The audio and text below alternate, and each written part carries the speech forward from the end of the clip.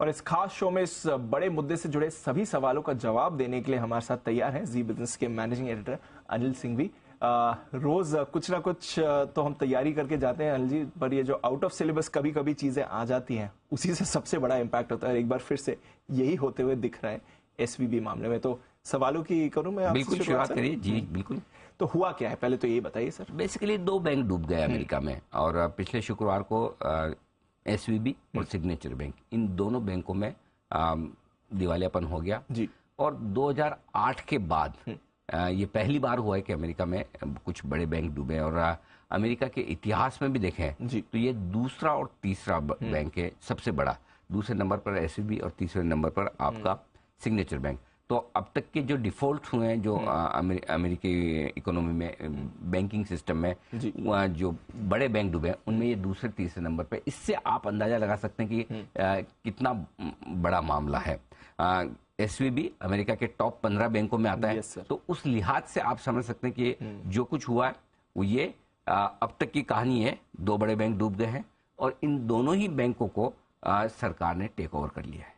तो एक हफ्ते से पहले जो सब ठीक था, एक हफ्ते में सब कुछ बदल गया और सरकार ने सारा का सारा टेक ओवर भी कर दिया है। इसके अलावा एक और इंटरेस्टिंग चीज पिछले हफ्ते हुई थी। क्रिप्टो मार्केट में लेंडिंग करने वाले, उधार देने वाले एक और ऑर्गेनाइजेशन ने अपनी दिवालियापन की अर्जी फाइल की है, बैंक्रप्सी फाइल की है, वो है सिल्वर गेट। यानी कि थोड़े संकेत पहले ही फाइनेंशियल मार्केट में थोड़ी मुश्किल के आ रहे थे, उसके ऊपर ये 2 बैंक और पिछले हफ्ते डूब गए। तो ये पूरा मुद्दा समझने के लिए पहले तो बताइए ये सिलिकॉन वैली बैंक था क्या सर? बेसिकली ये 40 साल पुराना बैंक है और इसका कामकाज ज्यादातर है ना आईटी कंपनियों और स्टार्टअप्स के बीच में, टेक कंपनियों और सिलिकॉन वैली जो हम जानते हैं कि जहां पर सारे के सारे आईटी कंपनियां हैं, स्टार्टअप्स हैं। और अमेरिका का 15वां सबसे बड़ा बैंक है। 65,000 से ज्यादा कस्टमर्स हैं इनके पास में, और अमेरिका के 50% से ज्यादा स्टार्टअप्स का और वेंचर कैपिटल फंड जो है उनकी बैंकिंग इसके साथ हो रही है 50%। तो स्टार्टअप, वेंचर कैपिटल, ये जो बड़ा एक सेगमेंट है अमेरिका में, जो नए एंटरप्रेन्योर है उनको सर्विस करने के लिए ये बैंक था। तो उनसे पैसे भी लेता था, उनमें वो निवेश भी करते थे, उन्हें लोन भी देते थे। तो ज्यादातर कामकाज जो स्टार्टअप्स का था वो इस बैंक के जरिए होता था, और 15वां सबसे बड़ा बैंक था। बड़ा बैंक था सर, जैसे आप बता रहे। तो ये 2 दिन में बैंक ठप कैसे हो गया? हाँ, बात यह है कि 2 दिन में हमें पता चला कि डूब गया, लेकिन डूबने के आसार काफी लंबे समय से दिख रहे थे। पहले तो इसकी ग्रोथ देखिए, कोविड के बाद इस बैंक ने जबरदस्त ग्रोथ दिखाई, और जो करीबन $60 बिलियन के आसपास इनके डिपॉजिट होते थे वो 3 गुना बढ़ गए। 3 साल से भी कम समय में 3 गुना, $180 बिलियन, $170 बिलियन के आसपास पहुंच गए। और अब होता यह था, ये बैंक क्या करते थे, जितने भी स्टार्टअप्स हैं, टेक कंपनियां, उनसे डिपॉजिट लेते थे जी। और डिपॉजिट लेने के बाद या तो आपको बैंक का काम किया उधार देना है, और अगर उधार नहीं दे रहे तो उसको बैंक को आप कहीं न कहीं इन्वेस्ट करते हैं। वो डिबेंचर्स हो सकते हैं, कॉर्पोरेट बॉन्ड्स हो सकते हैं, अमेरिका की सरकार की सिक्योरिटीज हो सकती है जिन्हें ट्रेजरी बिल्स या गवर्नमेंट सिक्योरिटीज कहते हैं, या फिर मॉर्गेज बेस्ड एसेट्स जो होती है, सिक्योरिटीज होती हैं, उनमें आप निवेश करते हैं। तो ये थोड़ा पैसा तो उधार देते थे, बाकी इनमें लगाते थे। अब हुआ ये कि जैसे जैसे अमेरिका में ब्याज दरें बढ़ने लगी, अब समझिए आपने बॉन्ड खरीदा, उस वक्त जब ब्याज दरें थी 0% के आसपास, 1% के आसपास, 2% के आसपास, तब एकदम कम इंटरेस्ट रेट वाले में आपने पैसा, जब है तभी आप लगाओगे ना, खाली तो रख नहीं सकते। Exactly right. अब 2020 में पैसा आया, 2020 में तो अमेरिका ने जीरो इंटरेस्ट रेट कर दी थी कि भैया कोविड से निपटना है, ब्याज दरें घटा दो। अब उसी वक्त सारे लोग पैसा दे रहे हैं, ठीक है, तो क्या करोगे? आप जाके अमेरिका के बॉन्ड्स खरीद रहे हो, अमेरिका सरकार की ट्रेजरी बिल्स खरीद रहे हो, तो उस समय कम ब्याज दरों पे खरीद लिए। अब जैसे जैसे ब्याज दरें बढ़ती है, बॉन्ड के दाम घटते हैं। राइट। अब बॉन्ड के दाम घटने लगे, जो बॉन्ड आपने 100 रुपए में खरीदा था उसका दाम 95 हो गया, तो ये 5 रुपए का नुकसान क्या करोगे? मार्क टू मार्केट लॉस है, जो अकाउंटिंग प्रैक्टिस कहती है कि अगर आपको नॉशनल लॉस भी हो रहा है तो उसे राइट ऑफ करो। ठीक है। तो ये मार्क टू मार्केट लॉस आने लगा।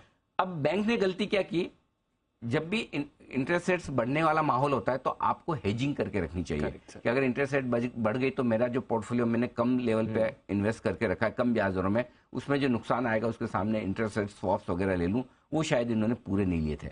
अब हुआ ये, इनके मार्क टू मार्केट लॉस आने लगा। चलो वहां तक भी ठीक है कि वो नॉशनल लॉस है, एक्चुअल लॉस नहीं।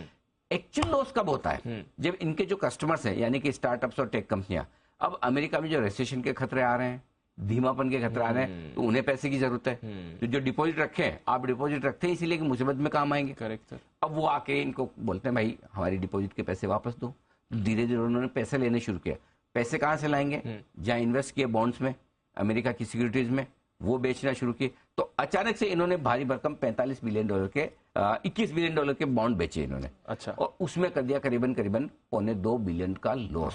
$2.25 बिलियन का लॉस का मतलब भी दीप ऐसा नहीं कि कोई बहुत लंबा चौड़ा है। 15,000 20,000 15,000 करोड़ के आसपास का लॉस करो, जो रुपए के हिसाब से देखें तो बड़ा नहीं है। लेकिन बैंक को समझ में आ गया कि लॉस तो आ रहा है। अब लॉस आ रहा है तो एक काम करते हैं कि थोड़ी कैपिटल रेज करते हैं। तो उन्होंने सोचा $2-2.25 बिलियन का एक इश्यू लाते हैं, कैपिटल रेज करते हैं। बस यहीं पे गड़बड़ हुआ। अच्छा। जैसे इन्होंने बड़ा बॉन्ड पोर्टफोलियो बेचा, मार्केट में हल्ला हो गया।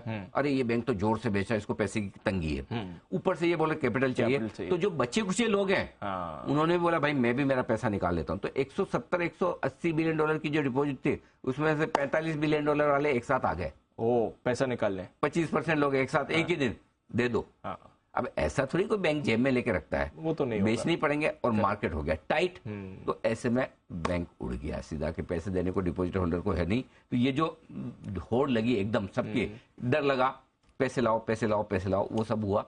तो फिर ये 48 घंटे में पूरा खेल इस तरह से हो गया। तो नुकसान छोटा हुआ बट उसका इम्पैक्ट काफी बड़ा था। बड़ा हो गया, इम्पैक्ट काफी बड़ा हो गया, काफी बड़ा इम्पैक्ट हो गया। ठीक है सर। और उसके बाद शुक्रवार को फिर सरकार ने कहा चलो हम हमारे कंट्रोल में ले लेते हैं, मात खत्म करते हैं। तो फिर अमेरिकी सरकार ने बैंक को अपने कंट्रोल में लिया। ये SVB की कहानी।